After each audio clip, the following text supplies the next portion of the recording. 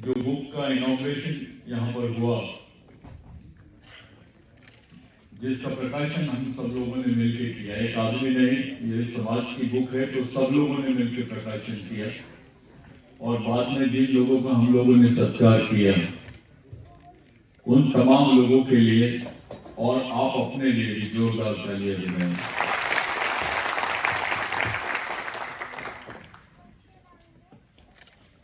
राघोजी भांगरे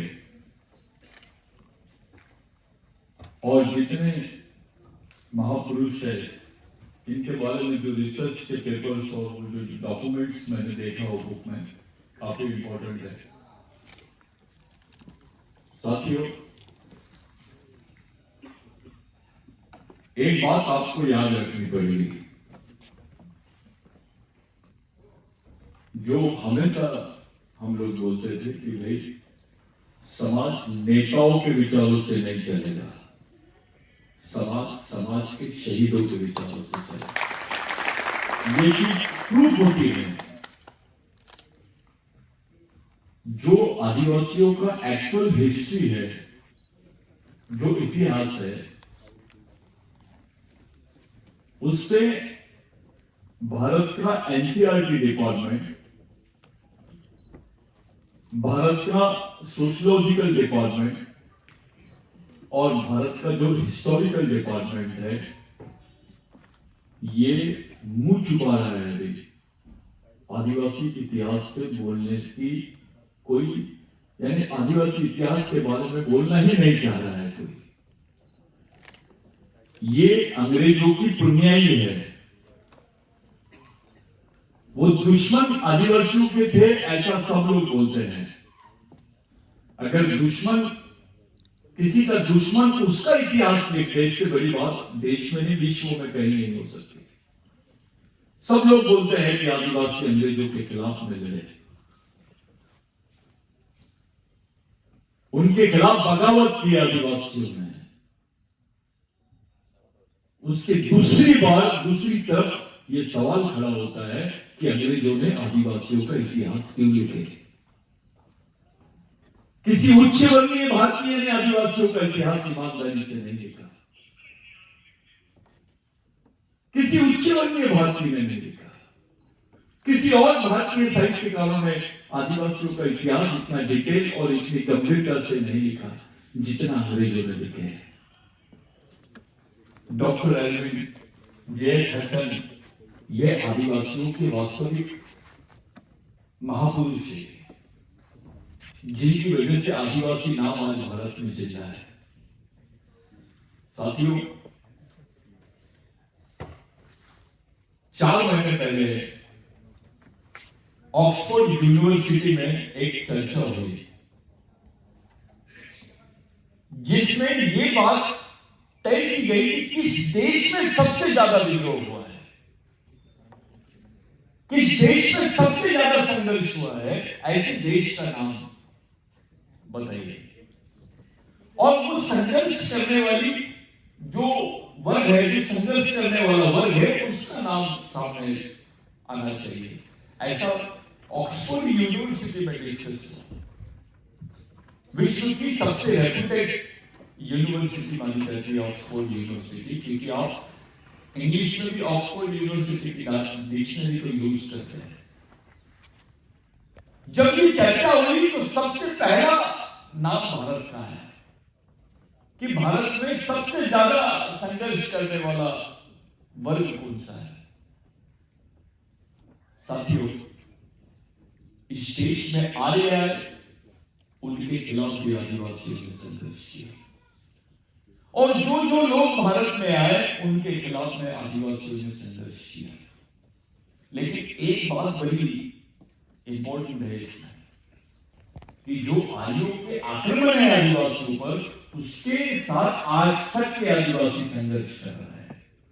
ऐसा विश्व के किसी देश में नहीं हुआ जो भारत में हुआ है।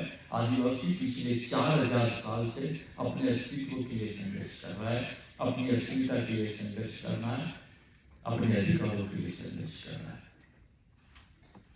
सब सरप्राइज हो गए कि ऐसे कैसे हो सकता है, कि ऐसे कैसे एक वर्ग हमेशा 4,000 साल से सिर्फ संघर्ष ही कर रहा है, बचाव ही कर रहा है। ऐसा कौन सा वर्ग है भाई, ये कौन सा वर्ग है? जब बात सामने आई कि भारत के आदिवासी ऐसे हैं, तो इतना शर्मनाक इतिहास किसी देश का नहीं है जो भारत का है।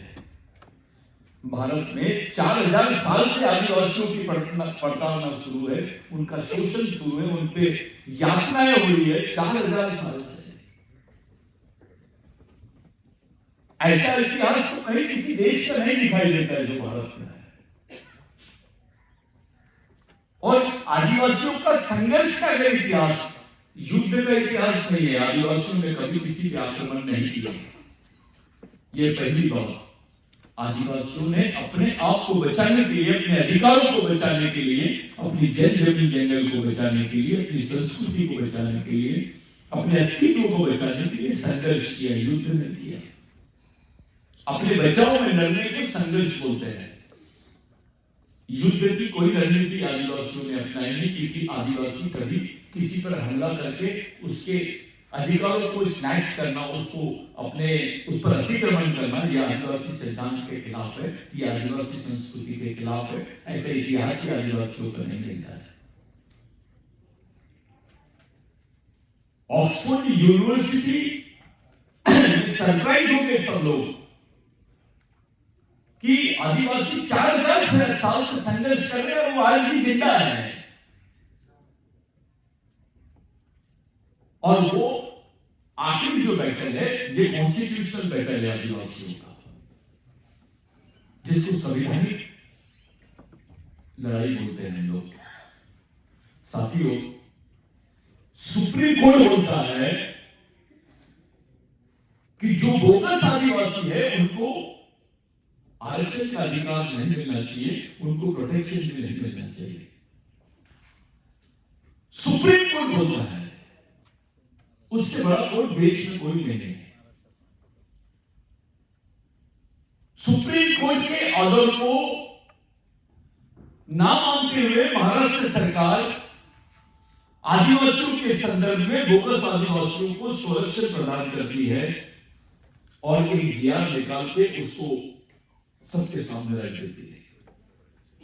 इसका रिएक्शन देखो कि इस देश में आदिवासियों को आरक्षण इनकी मर्जी से मिलेगा, जो संविधान को नहीं मानते हैं, जो सुप्रीम कोर्ट को भी नहीं मानते हैं। इसका एग्जाम्पल मैंने इसलिए दिया क्योंकि अपना आरक्षण कौन सी श्रेणी में चले गया है, किनके हाथों में चले गया है।